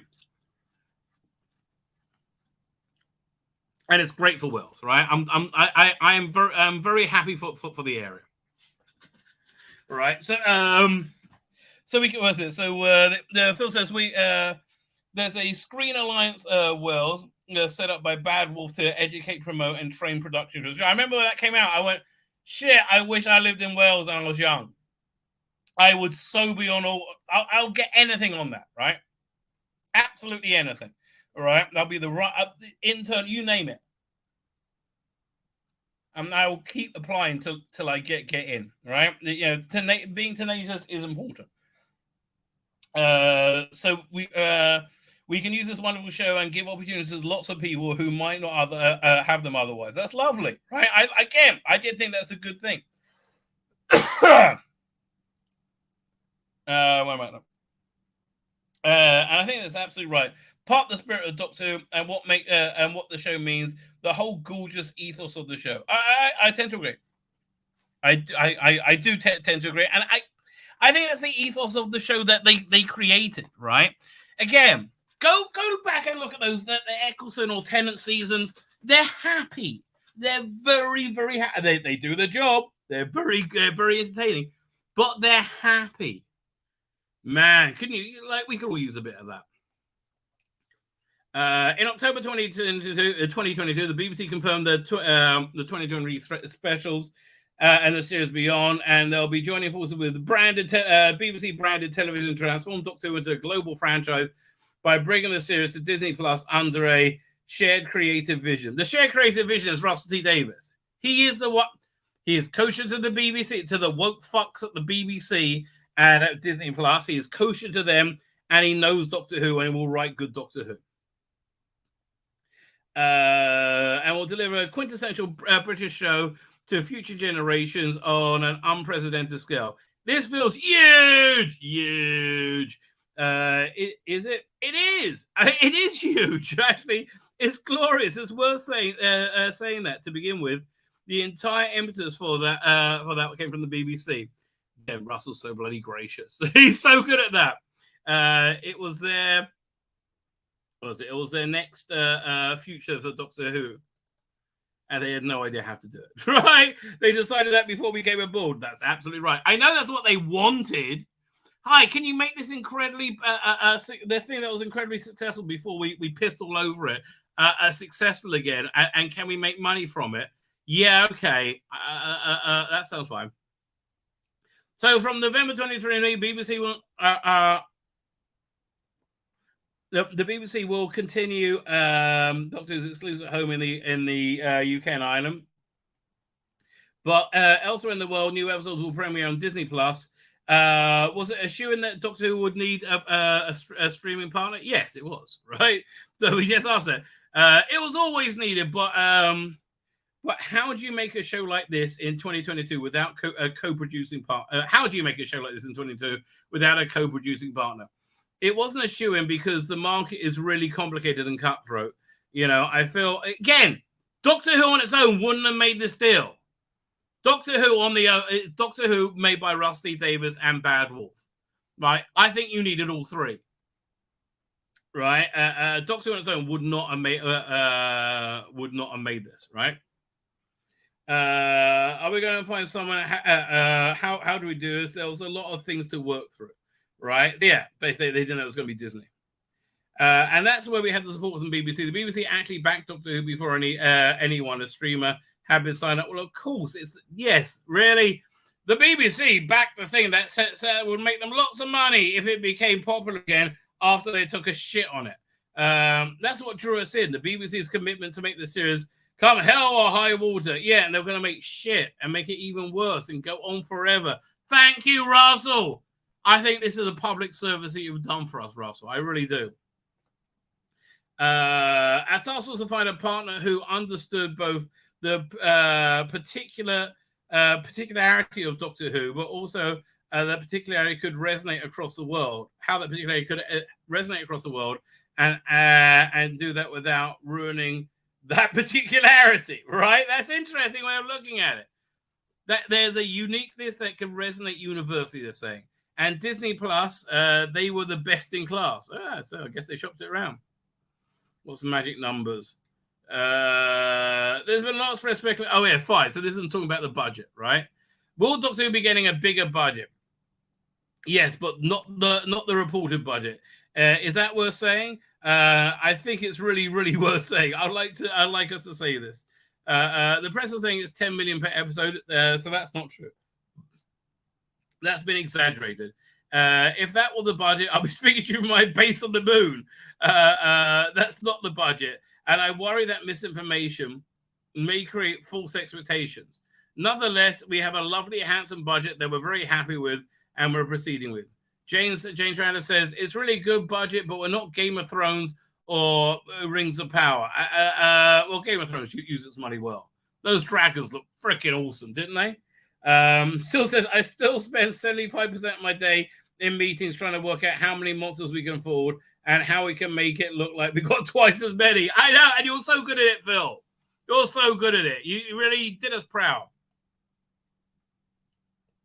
How good we can make it look twice as many. How can we revamp this set and reuse this? And how do we make these massive, ambitious, brilliant, gorgeous scripts and make them absolutely the best we possibly can for the money we've got? Which is what Variety Lambert was doing in 63. It's always a show that reaches beyond its means and pushes every creative person. Dalek Invasion Earth is a real good example of that. I love this picture of Verity. And that's a good example of Disney notes. They sent us a note on one of episode's shooter's first episode. Said the opening isn't as much fun as the other episodes. It was a great note. So I've written a new opening, an expensive new opening, says Phil. And it's broken over his back, but we had this all the time in his initial run. It's broken over his back, but it's absolutely worth doing. It's brilliant. Readers, you just wait. This is exactly the attitude in 2005, 6, 7. This is exactly the attitude they had first time round. I remember this very, very well. And I think this is why we were so enthused and loved it so much. One of the reasons, anyway. Some Doctor Who magazine readers may be wondering how this collaboration with the BBC and Disney will affect the tone and content of the show. They'll be anxious that Doctor Who doesn't lose its individuality. It's not going to. Or its prejudice or the off-sided, indefinable magic. How can we be sure that it'll be Doctor Who that we know and love? Okay, it's such a softball for Russell, but it'll look very well. What can I tell you? Julie says, I'll say the three answers of that. Number one, Russell. Number two, T.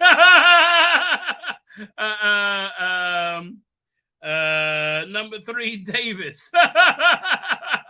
That's probably true. Yeah, I'm sorry. I shouldn't have said that. I like that I like his belief in his own ability. Right, it's very important for something this size. But number one is Russell. Disney Plus has bought into his vision, and Russell's vision is very, very clear. It's very British. It's everything your readers will want it to be. The second thing is the BBC. The BBC owned Doctor Who, and the huge strength of Doctor Who for the Disney. Huge strength of Doctor Who for Disney Plus is the title having a known brand. That's a commitment from the BBC in terms of UK funding. Yeah, so it looks like a win-win for everybody. That's very, very appealing. And the third thing is Bad Wolf. We understand that the show.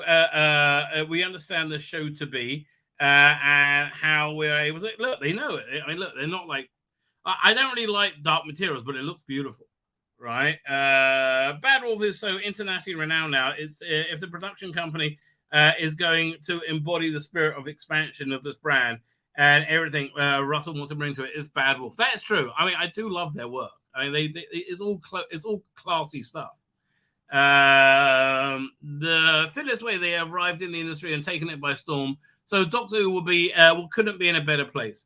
Russell adds, and I want to say, because Julius Too Modest is sitting there on the Zoom, you got the industry executives of Succession. I love Succession. If you haven't seen it, it's really awesome. You should really give it a try. And Industry and the Night of and his Dark Materials. It's not a bad place to start, and Disney Plus know that and respect that. And we're in a good position. We're happy. And I know people are naturally worried about the American producers having notes on things. Well, don't be. They're giving us excellent notes. Well, they're giving us some good examples so far. What can I tell you? It's a very good publicity tour, this. But it sounds authentic to me, right? It sounds authentic like it did the first time. Right? Okay. I'm here to tell you you haven't watched drama on British television in 20 years that hasn't had American notes on it. Everything is a co-production. What's the credits? Your favorite dramas have American co-producers. That's probably true. Okay, Tobias Vaughan, Maverick Chen, yellow face, black face. I'm going with black face. And it's really, really completely normal. If you want more reassurance, let me just tell you, we're about to transmit the words Maverick Chen on television for the first time in 60. Oh, that's the villain, right? Since 66. So I guess Maverick 10 isn't Neil Patrick Harris. Well, it would have been great if having Ted in it. Man, that'd be crazy. It's absolutely the same show, which they weren't clear on the first time round, right? The first time round, they were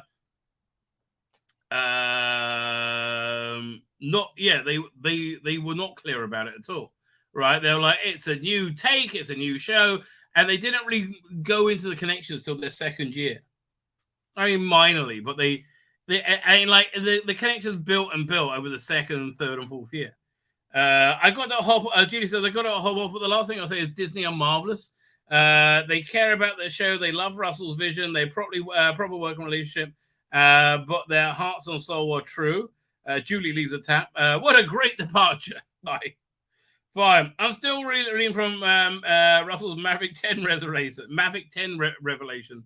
I knew I'd win you over in the end. Let's talk about Ncuti Gatwa. Tell us about the casting process. As ever, we turn to Andy Pryor. Again, we're going to talk about how they interviewed everybody.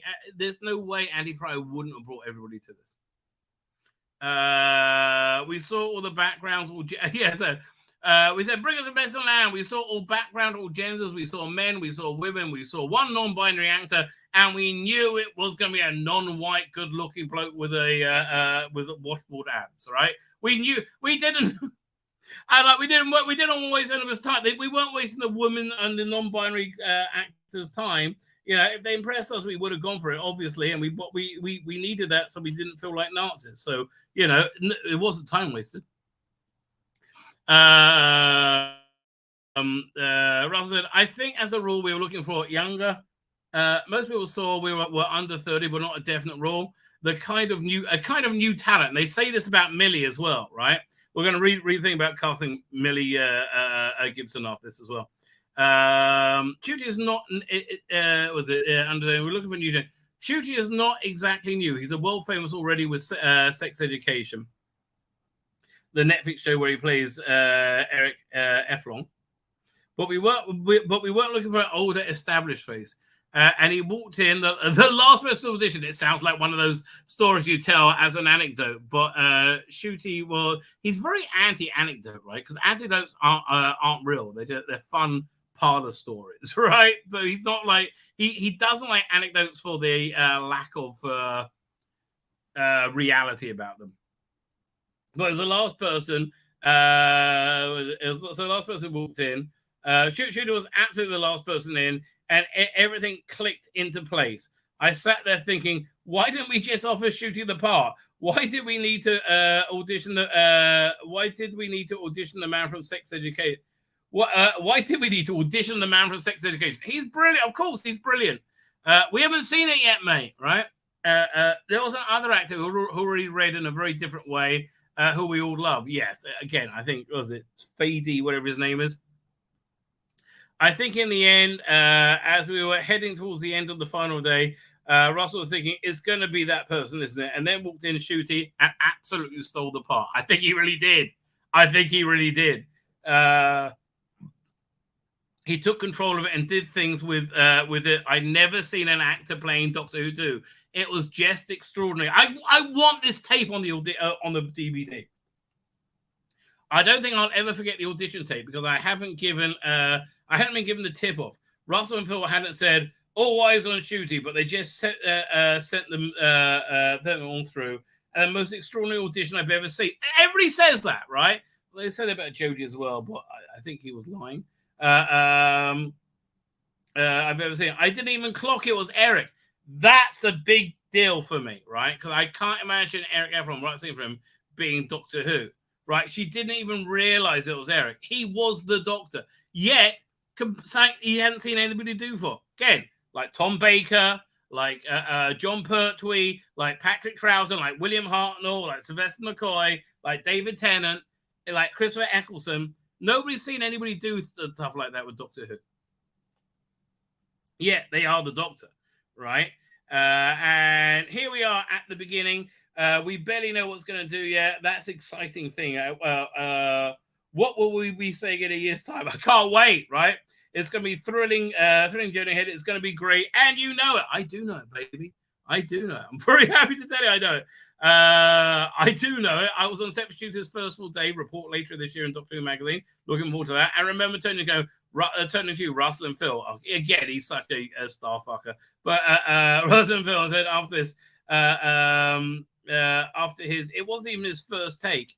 It was just a rehearsal, and I was going, "Oh my god, we can't wait to bloody see him." Everybody says the same thing. You remember that? You were blown away. I had goosebumps. I think it's going to be insane.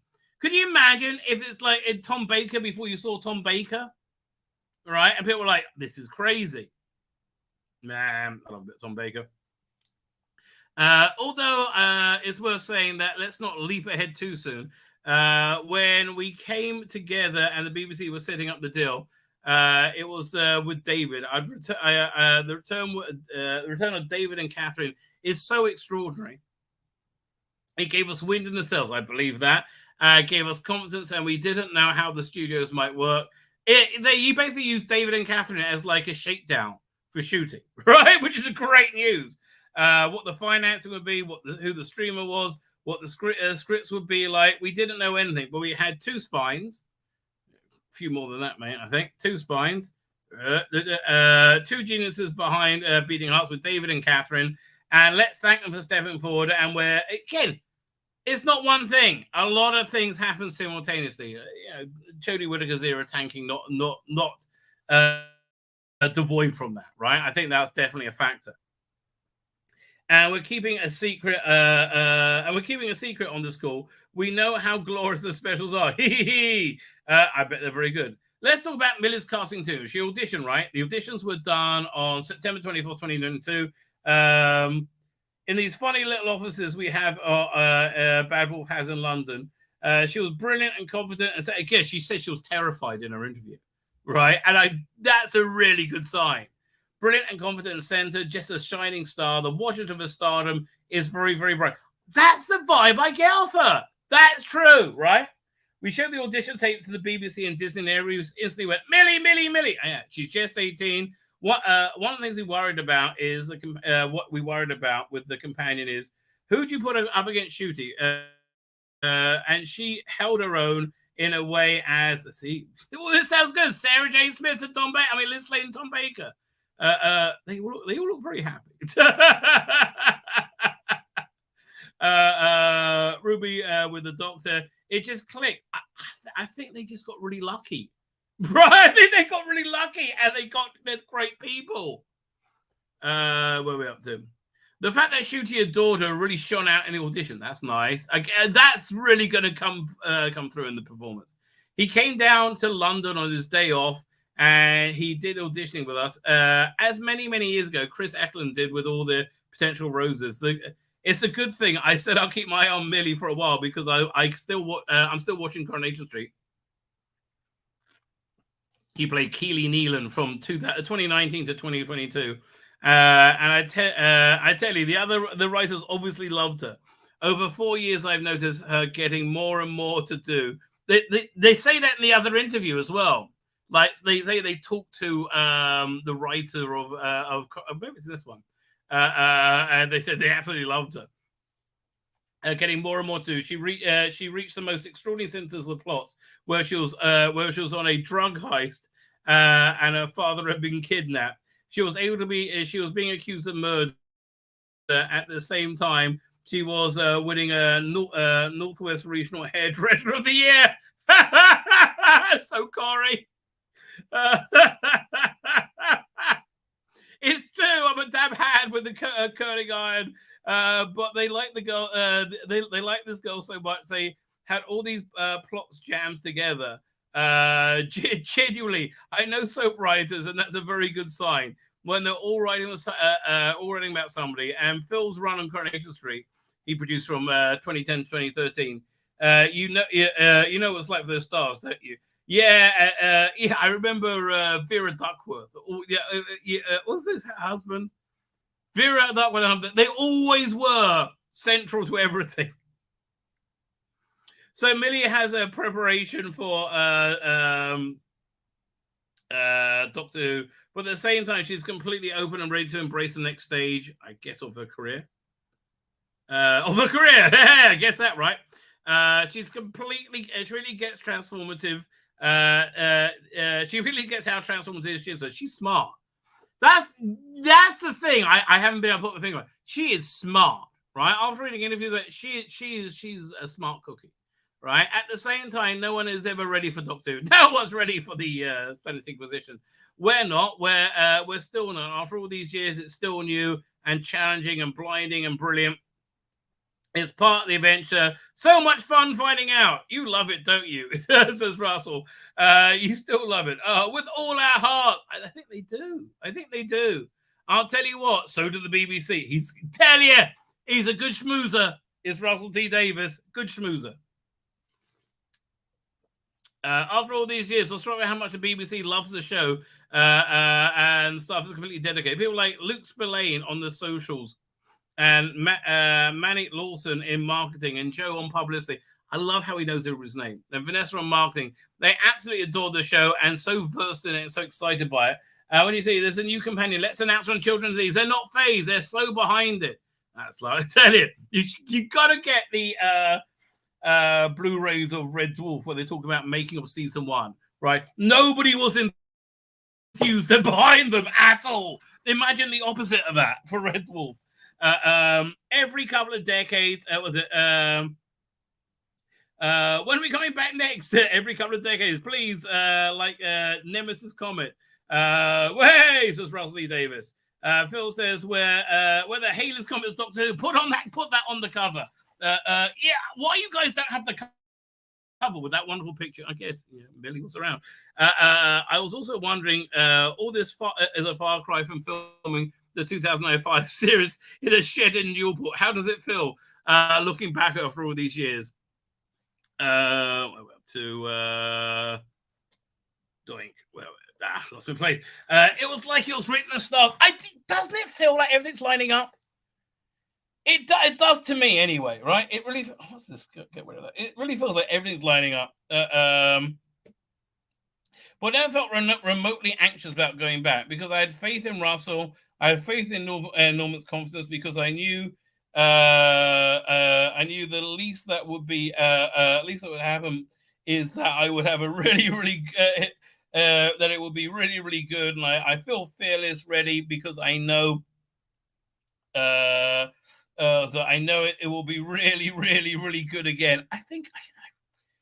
Hey, listen, it's hard to get lightning to strike twice. I mean, they use that analogy. But like, it's all about assembling the right people and knowing what you're doing. I guess, there's the element of luck, but so far to me, I don't know. It seems like it's going to be very good. Again, look, this is a promotional piece. This is a PR piece. Totally, like but this is the sort of PR pieces we had from 2005 to 2010, right? It's if they're lying the right thing, at the very least, which you haven't had for years. We all knew what we're doing, even back then. That's the truth. And the thing is, the whole idea behind this interview, the band back together, we're all very good. We are very good friends. We support each other through terrible losses, terrible things that happen. They've all had horrible things happen in their lives. Now, we've been to funerals of partners. We've also had great meals together and great laughs. This is a great bond between us. And they're also professionals. This is their job. They're just good at it as well. Which are forged by the Doctor Who. It's never gone. I love these people. I'm so happy we be working with them again. That really is the overwhelming vibe of this, isn't it? They're just also happy to be working with each other again. Right, this must be rare that they managed to be in the same country together, the same place, right? There we go. Hot and Milvey. Yeah, fine. They managed to be over there. Let's read that thing about Millie Gibson's casting, right? This art feature, I just can't get behind it. I got to start trying to read it. I just 60 objects in 60 years. It seems a bit weird to me. Okay. A brand new face. So again, we're going to see a lot of things echoed, and I think that's the reason I'm going late to read this because I think it makes a good point. The Great Voyage, the finding of a companion. I always think that I always think the title of Doctor Who is a question, but who's asking it? Well, from now on, it's Ruby Sunday. This is a story how we were lucky enough to, this is written by Russell T Davies, how lucky enough to find Millie Gibson. The first thing, again, it's just everything's lining up, baby. Sometimes everything lines up. I know that feeling. Haven't had it for many years, right? Sometimes everything lines up. First things first, we turn to our casting director, Andy Pryor. He's been casting Doctor Who since 2005. He's only had a couple of real misses, shall we say. He's a proper mate. We love the man. The first thing for him to do is establish what kind of role is this? In simple terms, are we looking for a well-known name or somebody new? Right, they keep saying that, right? It's like remember the rumor that Hugh Grant was going to be Doctor Who? I don't think they want somebody. They want a fresh face, right? Same here. And so, do you want something new? So the answer is it depends. Could go either way. We knew that Ruby would be young, but by the time Millie was cast, 6 scripts had been written, and that suggested perhaps a brand new face. Then Andy's team conjured up a list. All the names that might work with some wild cards thrown in, plus a couple of complete opposites, just in case, just to test the boundaries. In a way, Andy's auditioned the production team. Okay, finding out what we love and what we hate, and what we never think of. The process needs a script for one-off roles. We lift up our pages from the episodes, sometimes centering plots. But Ruby is so important. I wrote something new, newish. The best. I took all the best bits, best scenes from the first 2 episodes and mashed them together. I cut down the Doctor's speeches so it's not about him. I bumped up Ruby's. At this stage, it's self-taping guidelines, a code of best practice drawn up by Equity and Casting Directors Guild and Personal Managers Association and Cooperative Personal Managers. Fine, a lot of people all agree this is the way you do it. They say you can ask an actor to learn a script 6 pages long, right? Andy sees a huge number of people after whittling it down. He's presented us with his final list. The tapes are 10 or so people. We're already certain, and already a certain name is glittering on the list. I live in Manchester, and Coronation Street is woven into the bones of the city. Our executive producer Phil Collison produced 50th anniversary spectacular, and for years we've been watching Millie saying the same thing. So what do you think? Oh, love, come back. The answer, love her. She can't answer the phone without thinking of a better way of doing it. This is really, this is why I'm excited about the new era. I mean, again, this is PR, but man, I'm glad nobody's done PR on me for a while. It's nice to be wooed, right? It's nice to be wooed for once in my bloody life.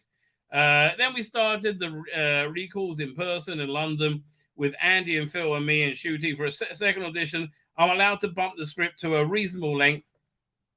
I had material from episode 1 of the next series, and the Doctor and Ruby arriving on redacted, rewriting it, and the actor can demonstrate everything. Sad Ruby, happy Ruby, funny Ruby. This being Doctor Who, scared Ruby. Blimey, we saw great people. If we lost Millie, she'll be cast as the next James Bond. I hope not.